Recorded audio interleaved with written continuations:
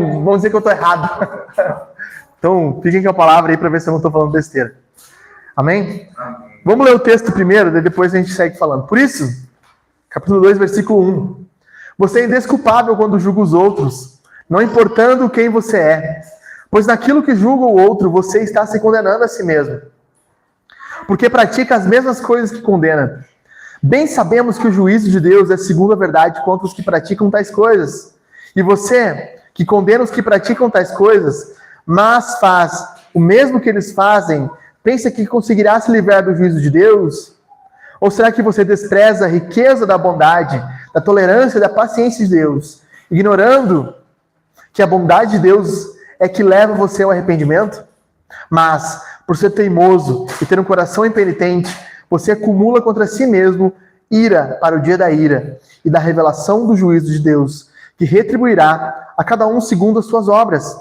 A vida eterna aos que, perseverando em fazer o bem, procuram glória, honra e incorruptibilidade, mas ira e indignação para os egoístas que desobedecem à verdade e obedecem à injustiça. Tribulação e angústia virão sobre todo aquele que faz o mal, ao judeu primeiro e também ao grego. Mas haverá glória, honra e paz a todo aquele que pratica o bem, ao judeu primeiro e também ao grego. Porque Deus não trata as pessoas com parcialidade. Versículo 12. Assim, todos que pecaram sem lei, também sem lei perecerão. E todos que pecaram sob a lei, serão julgados pela lei. Porque justos diante de Deus não são aqueles que somente ouvem a lei, mas os que praticam a lei é que serão justificados. Quando, pois, os gentios que não têm a lei fazem por natureza o que a lei ordena, eles se tornam lei para si mesmos, embora não tenham lei. Estes mostram a obra da lei gravada no seu coração, que é confirmada pela consciência deles e pelos pensamentos conflitantes, que às vezes os acusam, às vezes os defendem. No dia da ira, em que Deus, por meio de Cristo Jesus, julgar os segredos das pessoas de acordo com o meu evangelho. Esse texto é uma maravilha, né? Ele fala de lei umas 10 vezes, é lei, é lei, é lei. Vamos tentar contextualizar o que está acontecendo aqui, meus irmãos. Passamos o sermão passado, onde nós lemos do versículo 18 até o 32. E lemos uma infinidade de pecados. Ira, inimigo de Deus, calúnia, fofoca, mentira, assassinato. E sejamos sinceros, apesar de fazermos um esforço para uma autorreflexão, quando nós olhamos essa lista aqui, eu e você com certeza olhamos, pastor, mas eu não sou esse tipo de pessoa aqui. Basta nós imaginarmos que Paulo estivesse lá em Roma, no meio de uma praça pública, ele começa a pregar um sermão público lá, e falar assim, a justiça de Deus se revela no Evangelho, aquele que crê será salvo, mas a ira de Deus se manifesta dos céus contra essa geração ímpia que está aqui vivendo. A ira de Deus, o céu mostra que os seres humanos estão perdidos, estão caídos em idolatria, e as pessoas se acheiam ao redor. E por serem idólatras a esse ponto, Deus os entrega a si mesmos. E aí um homem que está ali ao redor, ele olha para aquilo e diz, poxa, não é isso mesmo? Essa geração aqui, olha só. E o pecado é tão grande, Paulo continua pregando, que os próprios homens e mulheres perverteram a natureza do sexo e se tornaram homoafetivos, homossexuais. E esse homem olhando assim, bate mais, Paulo, é isso aí, ó. Estão por tudo esses caras aqui, ó, fazendo isso aí no meio da praça pública. Tá doido. E não só isso, meus irmãos, Paulo pregando, mas por se tornarem imorais a esse ponto, Deus entregou eles a uma atitude reprovável. São mentirosos, invejosos, e o homem do lado, bate neles. É esses aí mesmo. Caluniadores, inimigos de Deus, assassinos, pederastas. E o homem olhando assim e dizendo, e vocês aqui, Paulo pregando, vocês aprovam essa cultura horrível. E vocês sabem que o juízo vem sobre eles. E o homem olhando ao lado. É isso aí, quem tinha que falar mais disso aí? Aí Paulo olha para esse homem, mas tu que diz que eles estão errados, tu também está errado. A nossa atitude, ao olhar uma lista e olhar pessoas mais pecadoras do que nós, é dizer assim, eles estão muito mais afundados de pecados que nós. Mas Paulo aqui vai mostrar que Deus não está olhando só um nível de aprofundamento de pecado, mas quanto nós internamente estamos afetados pelo pecado. Então Paulo faz questão aqui de confrontar aqueles que se acham, vamos dizer assim, moralistas. Que pregam a moral de cueca. Família em primeiro lugar, tem 3 famílias. Não, filha minha tem que casar certinho, não sei o que na igreja. O cara cheio de pornografia no celular. Flertando com outras mulheres. Sabe, impõe para os outros aquilo que ele mesmo não faz. Paulo vai mostrar que nós temos uma tendência natural a nos equipararmos aos outros e a nos comparar com os outros, nos confortar em ser melhor. Porque, obviamente, meus irmãos, eu creio nisso, que vocês não são assassinos, que vocês não são pessoas maldosas. Obviamente, eu também não sou. Mas quando nós olhamos os outros e olhamos para o outro, dizendo assim, esse aqui é muito pior do que eu, temos a tendência a bater no pecado do outro e afanar o nosso próprio pecado. Então, Paulo... naquelas provas de escola, a gente vai mal, mas se o colega foi pior... não, exato. Eu posso estar mal, mas olha, pelo menos eu não estou roubando, não estou matando, não sou uma prostituta, eu estou só não tem umas mentiras, sabe? Então, Paulo vai lidar com essa questão. O título do sermão é o Evangelho e o Juízo de Deus. E Paulo vai mostrar para nós aqui nesse texto, nesses 16 versículos, que o juízo, em primeiro lugar, é inevitável. Em segundo lugar, o juízo é justo. Em terceiro lugar, o juízo é correto. É certo. É no sentido que ele virá, certo? É inevitável. Nos 4 primeiros versículos, então, Paulo vai nos mostrar que o juízo é inevitável. O problema do nosso coração é que ele não julga, como eu estava dizendo, segundo Deus, mas ele julga segundo o próximo. Por isso que Paulo diz, você é indesculpável quando julga os outros, não importando quem você é. No original, a expressão não é não importando quem você é. A expressão é não levando em conta quem você é. Paulo está dizendo assim, você julga o outro, mas você não leva em conta quem você é. É muito fácil olharmos para os outros, para as pessoas depravadas, perdidas da sociedade, principalmente no capítulo 1, e dizermos que nós somos melhores do que elas. A verdade é que nós condenamos os outros aquilo que nós muitas vezes aprovamos ou permitimos que nós façamos. Por exemplo, nós ficamos extremamente ofendidos que alguém minta para nós ou minta sobre nós, mas nós não nos ofendemos quando nós mentimos. Como o nosso julgamento é disparelho. Nós ficamos ofendidos quando alguém fala mal de nós, fala mal de nós pelas costas, mas muitas vezes nós falamos mal de outras pessoas e não nos ofendemos. Nós não levamos em conta quem nós somos. É muito fácil cobrar dos outros aquilo que nós mesmos não somos capazes de cumprir. Porque ao apontar que o outro é condenado, nós nos colocamos numa posição de juízo, parecendo assim que nós somos superiores a eles. Nos iramos pelo pecado do outro e não nos iramos pelo nosso próprio pecado. Quer ver um exemplo? Quem lembra da história de Davi e Betseba? Davi olhou Betseba tomando banho e disse, essa mulher é minha. Chamou ela, ordenou que ela se deitasse com ele. Ela engravidou, mandou que Urias viesse do campo de batalha. Deite-se com a tua mulher. Urias é um homem muito mais nobre. Não posso fazer isso enquanto meus irmãos estão na guerra lutando. Davi, esse cara vai fazer isso, então chama o capitão dele e diz, olha, faça um lançamento contra os filisteus. E quando estiver peleando a batalha, todos retrocedam e deixem que Urias morra sozinho. Isso acontece. Urias morre. Então Davi está bem, passam-se meses, Betseba grávida, todo mundo acha que talvez fosse filho de Urias, não, com certeza filho de Urias. Davi está bem no seu trono, até que lhe chega um amigo chamado Natã. Rei, preciso falar com o senhor. Davi, pode falar? Natã fala para ele, meu rei, havia um homem abastado de ovelhas.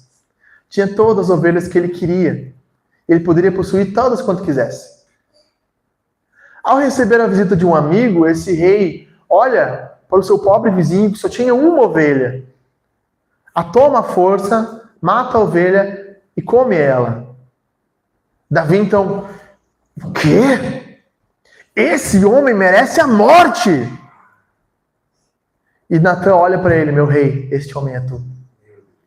Como pode Davi se indignar com uma ovelha, pecado de outra pessoa que havia roubado, e Davi não se indignar com o próprio adultério?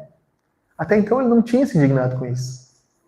Quando ele é confrontado por Natã, ele percebe que ele julgava os outros, e à medida que ele julgava os outros, ele não aplicava a si mesmo. E por isso estava condenado diante de Deus. Jesus disse, à medida com que vocês julgarem, vocês serão julgados. Nós que condenamos a mentira, condenamos o roubo, condenamos o adultério, isso servirá para nós de juízo diante de Deus. Porque Deus não irá nos julgar pelo que nós falamos. Deus irá nos julgar pela reta justiça dele.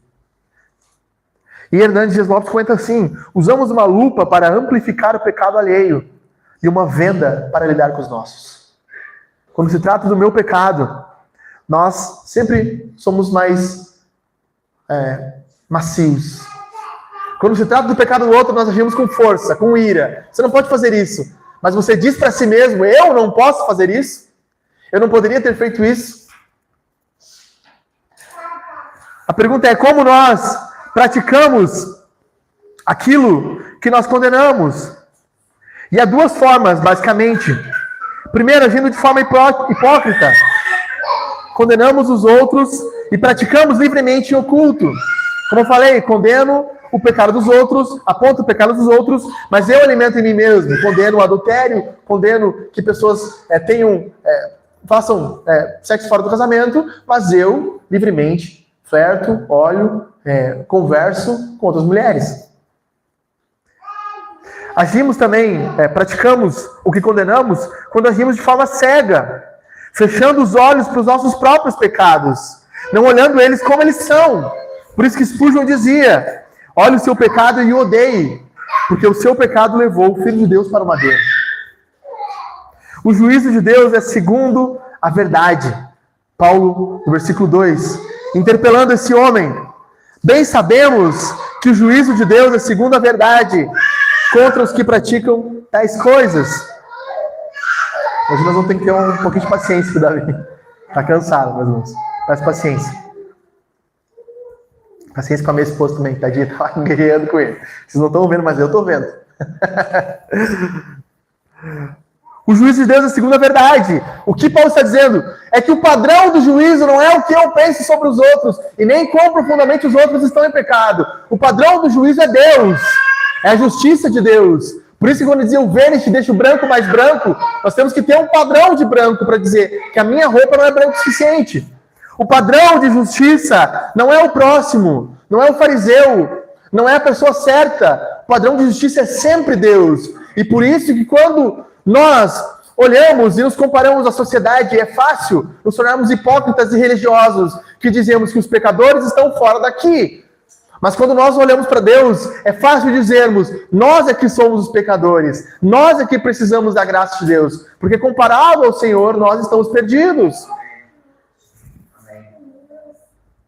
Também, a expressão, o juízo de Deus é segundo a verdade, alguns comentaristas vão dizer que pode ser uma forma hebraica de dizer que o juízo de Deus é segundo aquilo que está internamente, não externo, é segundo o íntimo do coração. Por isso que nós lemos o texto que fala sobre Saul, e por isso que Deus julga Saul, porque externamente ele era obediente. Inclusive ele fala para Samuel, Samuel, vamos sacrificar eu e você, assim o povo vai pensar que eu estou bem. A preocupação externa. Então Paulo fala no versículo 3 que a atitude de menosprezar o juízo de Deus ou de nos tornarmos juízes dos outros vai trazer sobre nós o juízo. E você que condena os que praticam tais coisas, mas faz o mesmo que eles fazem, pensa que conseguirá se livrar do juízo de Deus? A realidade é que toda forma de salvação é uma oposição ao Evangelho. Todo tipo de experiência salvífica, eu vou ser salvo porque eu não sou tão pior do que o outro, é oposição ao Evangelho. E existem duas formas muito comuns de criarmos uma outra forma de salvação. A primeira é o legalismo, ou um farisaísmo, uma religiosidade, que é o que nós estamos lidando aqui. Eu sou melhor do que os outros, não peco tanto quanto eles. Por isso que o fariseu batia no peito: Senhor, obrigado, porque eu não sou como as prostitutas, não sou como os cobradores de impostos. Meus irmãos, é óbvio que você não é óbvio que eu não sou também. Mas nós ainda assim somos pecadores. A primeira forma de tentar se livrar do juízo é nos tornarmos religiosos. Fazer coisas para ser aceito. O Senhor irá me aceitar porque eu vou na igreja, porque eu leio a Bíblia. O Senhor vai me aceitar porque eu oferto. O Senhor vai me aceitar porque eu sou um bom marido. E como nós nos relacionamos assim? A segunda forma de tentar se livrar do juízo de Deus, mas acabam encontrando, é abolindo completamente as regras. É a livre graça. Ah, meu amado, você é o ponto fraco de Deus. Deus te ama, venha como você está, Ele te aceita assim. Você pode viver de qualquer jeito, não tem juízo, meu irmão. Aquela risadinha, né, do worship. Deus te ama, amado. Você é lindo. Nós zombamos desse tipo de extremismo, mas quantas vezes nós não somos assim? Nós não nos cobramos pelos nossos pecados. Nós não nos cobramos pelos nossos erros. Aí Paulo, no versículo 4, fala assim: ou será que você despreza a riqueza da bondade, da tolerância e da paciência de Deus, ignorando que a bondade de Deus é o que te leva ao arrependimento? Aí nós vemos duas coisas. Primeiro, porque Paulo fala da bondade de Deus? Porque ao nós não sermos condenados agora pelos nossos pecados, Deus está sendo bondoso conosco. Essa é a verdade. Um homem perguntou uma vez para o Paul Washer: eu não acho justo Deus escolher alguns para salvação, falando sobre a eleição. Aí Paul Washer respondeu assim para ele: eu não acho justo Deus não ter condenado todos ao inferno. Porque ninguém merecia ser salvo. A bondade de Deus é o ato de Deus não nos condenar pelos nossos pecados. Aí nós cantamos, a bondade me seguirá. Glória a Deus, a bondade de Deus nos segue. Mas a bondade de Deus nos conduz, como diz Paulo, ao arrependimento. Quando nós cantamos essa música, a primeira coisa que nós devemos pensar é: Deus, obrigado, porque o Senhor não está me condenando pelos meus pecados. Arrependimento. Paulo usa 3 coisas aqui no versículo 4. Você despreza a riqueza da bondade de Deus, da tolerância, ou seja, Deus tolera o nosso viver desajeitado, da paciência. Deus ainda assim tem paciência conosco. E embora eu e você sejamos esses moralistas de cueca, Deus ainda nos dá um sermão de domingo para dizer: ei, acorda a consciência, você está errado. Veja como Deus é bondoso para conosco. A bondade em si também, a forma como Deus ainda derrama bem sobre nós. A pergunta que Paulo faz desse capítulo, ela é perturbadora, meus irmãos. Olha o final dessa pergunta no versículo 4. Será que você despreza a riqueza da bondade, da tolerância e da paciência de Deus, ignorando que é a bondade que leva você ao arrependimento? Será que estamos desprezando? Ao condenar o próximo, ao nos julgar pelo próximo, será que não estamos desprezando? A resposta é sim. Por isso que Paulo fala que o juiz é justo.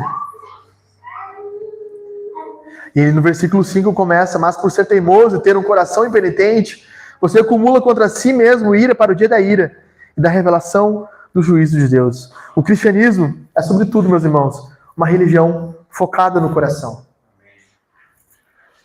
Nós não focamos somente no que fazemos, mas no porquê fazemos o que fazemos.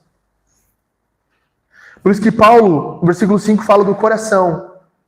Você tem um coração teimoso, impenitente, e por isso você acumula ira.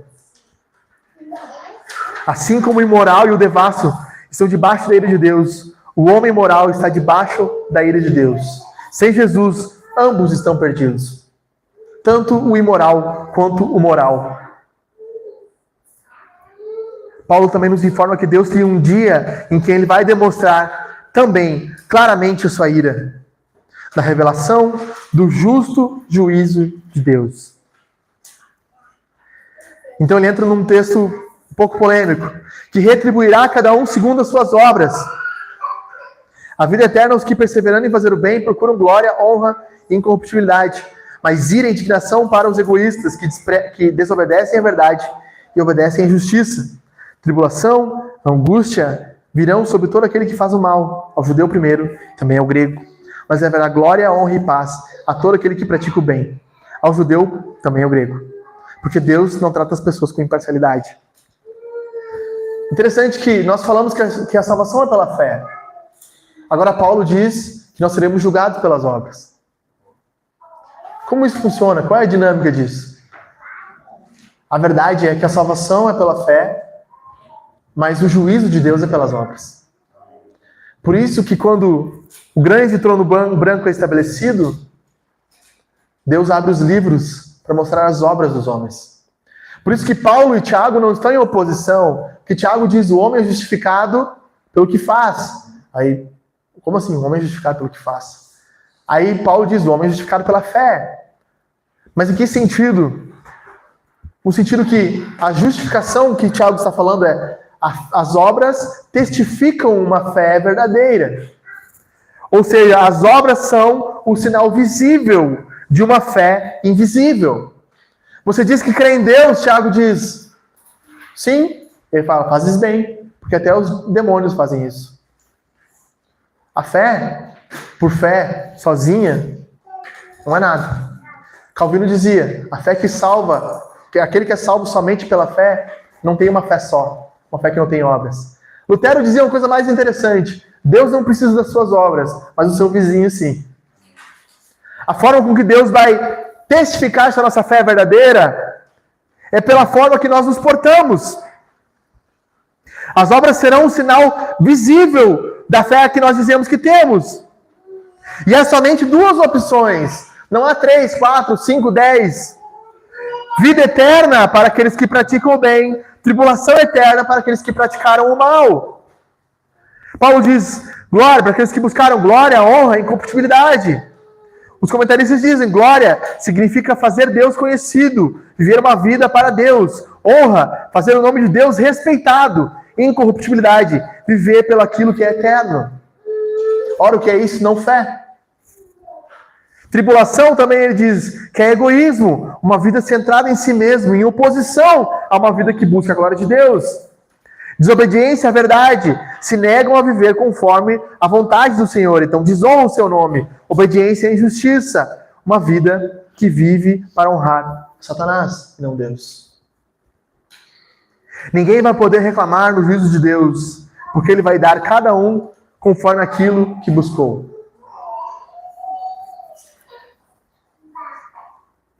Agora imagine se Deus nos julgasse somente pelo que nós fizemos. Se a justiça de Cristo não fosse suficiente para nos salvar. Por isso que tem uma história que diz assim, que um homem estava fazendo uma entrevista com 3 grandes religiões monoteístas. Judaísmo, islamismo, cristianismo. E ele pergunta para o muçulmano, por que Alá irá te aceitar no paraíso? O muçulmano fala assim, bom, Alá irá me aceitar no paraíso porque eu guardei a surata, eu fui a Meca fazendo as peregrinações, fiz o jejum do Ramadã, todo ano fiz aquilo que Alá pedia de mim. Ensinei os meus filhos, disciplinei as mulheres. Perguntou para o judeu, Por quê? Jeová irá te aceitar no paraíso. Jeová irá me aceitar no paraíso porque eu guardo os mandamentos. Deus deu os mandamentos aos judeus.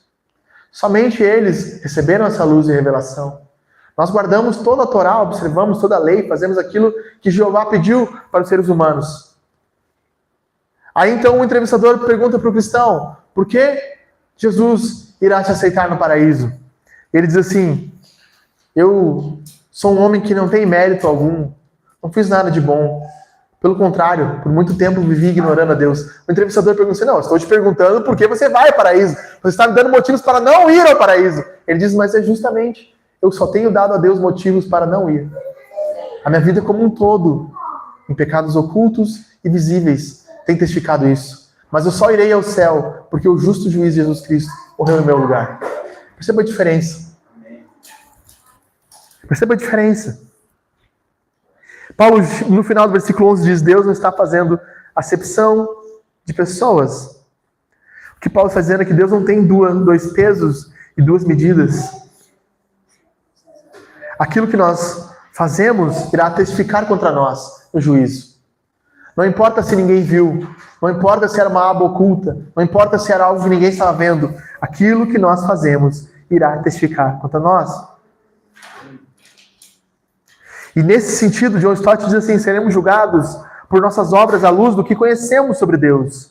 Deveríamos temer profundamente, saber muito sobre Deus e viver tão pouco sobre Ele. Aí a pergunta que fica, pastor, mas se quanto mais eu sei, mais eu me condeno, não é interessante então eu saber menos, eu ser mais ignorante quanto a Deus? Aí nós voltamos no capítulo 1 e Paulo diz, ninguém é ignorante quanto a Deus. A ignorância contra Deus te faz permanecer no pecado inato. A sabedoria de Deus, o conhecimento de Deus te faz lutar contra o pecado. Então é muito preferível você conhecer Deus. Quanto mais sabemos, mais podemos olhar para os nossos corações e não para a vida alheia, para cuidar da nossa alma. Porque Deus não faz acepção de pessoas. Então Paulo termina dizendo assim, no versículo 13 ao 16, porque justos diante de Deus são aqueles que somente, não são aqueles que somente ouvem a lei, mas os que praticam a lei é que são justificados. Esse texto também é um texto estranho, porque Paulo parece estar dizendo que praticar a lei, guardar a lei é o que salva o homem. Todos os teólogos que eu li vão dizer o seguinte, Paulo não está mentindo, meus irmãos, essa é a verdade. Se você cumprir a lei perfeitamente, você é salvo. A pergunta é, você pode fazer isso? Não. Mas é verdade, se você cumprir a lei perfeitamente, você será salvo. O problema é que nós não conseguimos. Então o que Paulo está fazendo assim? Paulo está jogando com a consciência. A lei salva, de fato, se você cumprir perfeitamente. Mas nós já vimos que você não faz isso. Paulo está querendo fazer com que a consciência dessa pessoa dura no moralismo entenda que ela precisa da graça de Deus. Quando, pois, os gentios que não têm lei fazem por natureza o que a lei ordena, eles se tornam lei para si mesmos. Embora não tenham lei. O que Paulo está dizendo aqui, nesse lei, fala um monte de vezes sobre lei, basicamente embora as pessoas não conheçam os 10 mandamentos, ou não conheciam por muito tempo, de alguma forma a lei de Deus, eu falei semana passada sobre isso, Calvino chama de sensus divinatus, o senso divino. De alguma forma existe um senso moral que Deus coloca no coração das pessoas. Por exemplo, por que nos indígenas que não conhecem a Deus, eles honram os ancestrais? Nós não sabemos direito. Mas o 5º mandamento diz o quê? Honra teu pai e tua mãe. Percebe como é muito parecido com a lei? Aí nós temos aquele código de Hammurabi. Pessoas diziam, acho que é código de Hammurabi, se não me engano, que parece que dizia há muito tempo, não faça para o outro aquilo que você quer que não faça para si mesmo. Isso antes, alguns historiadores vão dizer que é antes da revelação dos 10 mandamentos. Alguns ateus chegaram a dizer que Moisés teria se baseado nisso, tendo conhecimento egípcio. Óbvio que não. Porque é muito mais específico a lei de Deus do que isso. Mas perceba como ímpios, pessoas sem conhecimento de Deus, tiveram uma noção de que você não deve fazer ao outro aquilo que você não quer que faça a si mesmo. Ou seja, de alguma forma, os seres humanos, ainda que não conheçam a palavra de Deus, eles estabelecem uma lei. Por exemplo, eu sei que é errado você matar minha filha. Se você fizer isso, eu vou ficar furioso com você. A lei de Deus diz: não matarás. Mas mesmo ainda que você não conheça nada da palavra de Deus, viver isolado no mundo, se chegar numa tribo, for na filha de um índio e matar ele, eu tenho certeza que ele vai ficar furioso comigo. Mas por quê? Porque, de alguma forma, dentro do coração dele, ele sabe que aquilo é errado. Nós sentimos que aquilo é errado. Então Paulo está dizendo isso. Embora eles não tenham lei, eles se tornam lei para si mesmo. E embora eles não tenham lei, Deus ainda assim vai julgá-los conforme a lei que eles testificam para si mesmos. Eles mostram, no versículo 15, isso. Estes mostram a obra da lei gravada em seu coração, o que é confirmado pela consciência e pelos seus pensamentos conflitantes, que ora os acusam, ora os defendem. E ele termina no versículo 16 dizendo assim: no dia em que Deus, por meio de Cristo Jesus, julgar os segredos das pessoas, de acordo com o meu evangelho. Eita, nós. 3 verdades aqui para nós, meus irmãos. Primeiro, Deus já marcou o dia do juízo. Ele diz, no dia em que Deus já tem um dia do juízo. Deus já estabeleceu qual é esse dia. Paulo, em Atos, ele diz, o dia que o Senhor colocou como juiz o seu Filho Jesus. Deus já marcou, a Escritura deixa claro que Deus já definiu o dia e a hora do juízo, e esse dia e a hora não irão atrasar nem um segundo. Não há como fugir desse julgamento, desse juízo. Deus irá julgar o mundo. A segunda informação que Paulo nos dá nesse versículo 16 é que Deus já apresentou o juiz. No dia em que Deus, por meio de Cristo Jesus. E aí nós vemos nos nossos dias a teologia dos ursinhos carinhosos. Jesus, esse homem amoroso, que te ama e que te aceita. Você é bem-vindo. Meus irmãos, esse mesmo juiz, esse mesmo Jesus, que morreu como um cordeiro, rugirá como um leão no dia do juízo. O mesmo Jesus fraco, que se deu para ser morto, é o mesmo Jesus que irá pisar as nações, irá derramar a sua ira sobre o mundo. Cristo será o juiz de tudo. O Deus encarnado veio em amor e verdade. Agora ele estará como um juiz enfrentando o mundo. Hoje, no dia de hoje, Cristo está como um cordeiro, como um salvador, dizendo, venham e sejam salvos. No dia do juízo ele dirá, apartem-se de mim, vocês que praticaram o mal. Quão sério é isso? E Paulo nos diz primeiro então que Deus já marcou o dia do juízo. Deus já apresentou o juiz do juízo. E em terceiro lugar, Deus já definiu os termos do juízo. Tanto as nossas obras como os nossos segredos serão expostos. Tudo aquilo que ocultamos em nosso coração virá à tona naquele dia. Olha o que Paulo diz aqui. No dia em que Deus, por meio de Jesus Cristo, julgar o segredo das pessoas, aquilo que foi dito em oculto será dito em alta voz. Aquilo que foi feito que ninguém viu, todos verão.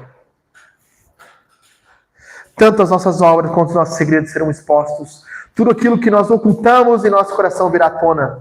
Não poderemos ocultar nada. Nenhuma conversa, nenhum vídeo, nenhuma palavra, nada.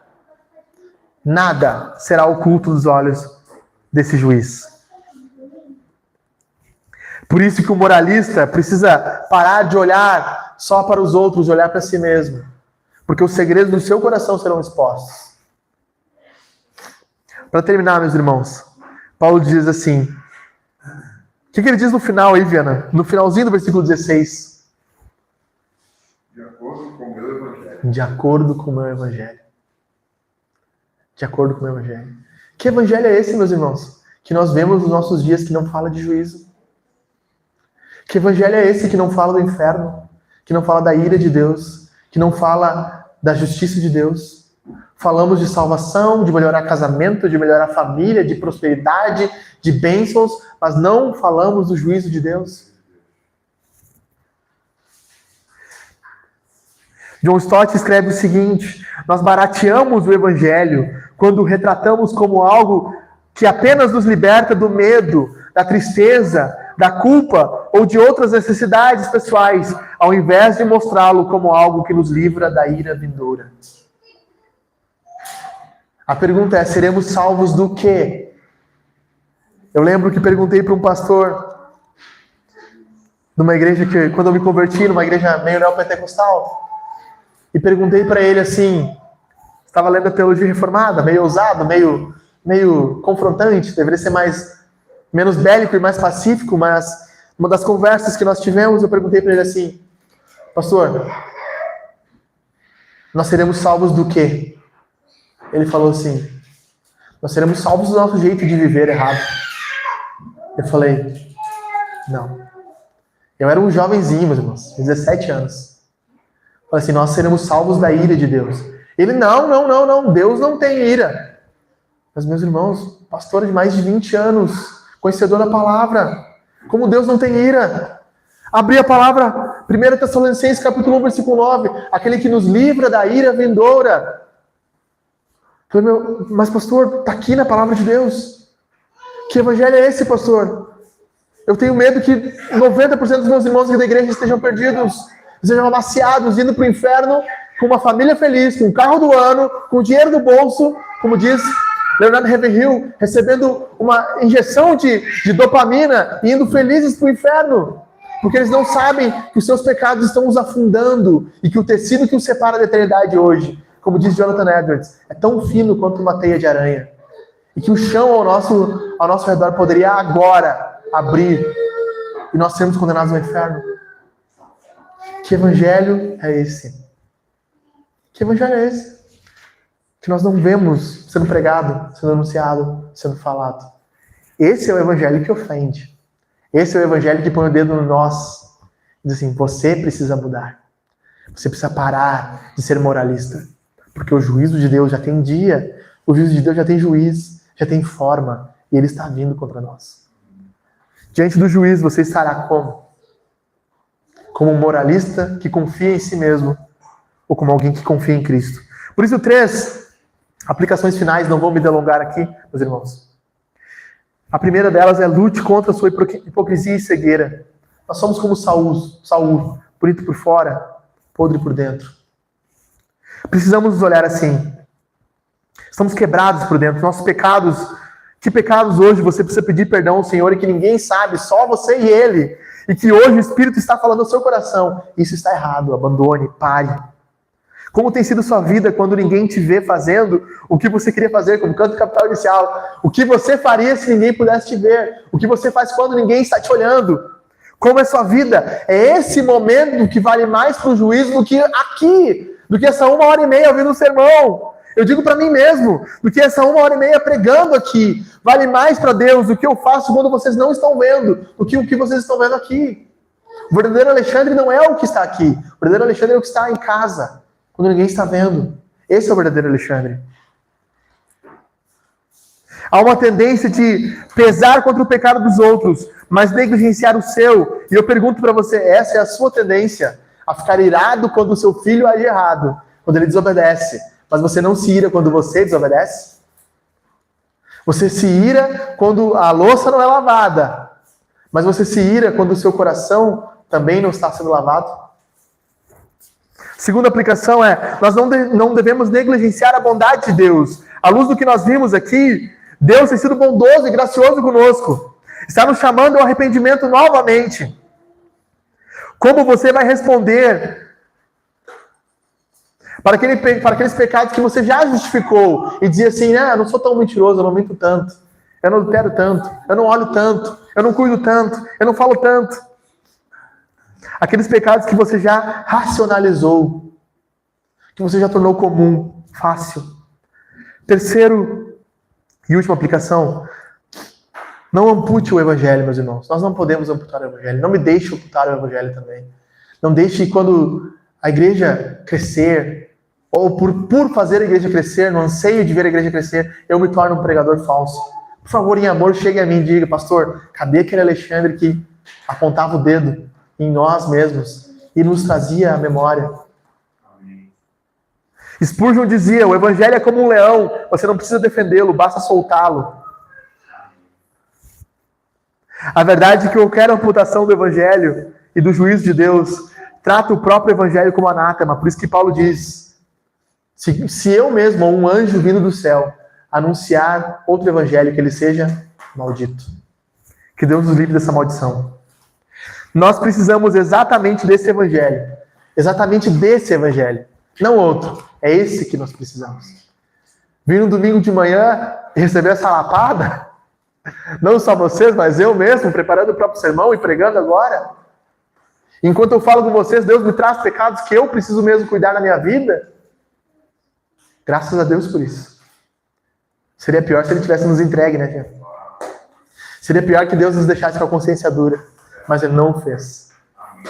Amém, meus irmãos? Amém. Nós vamos cantar, nós vamos orar ao Senhor. Fique de pé mais uma vez.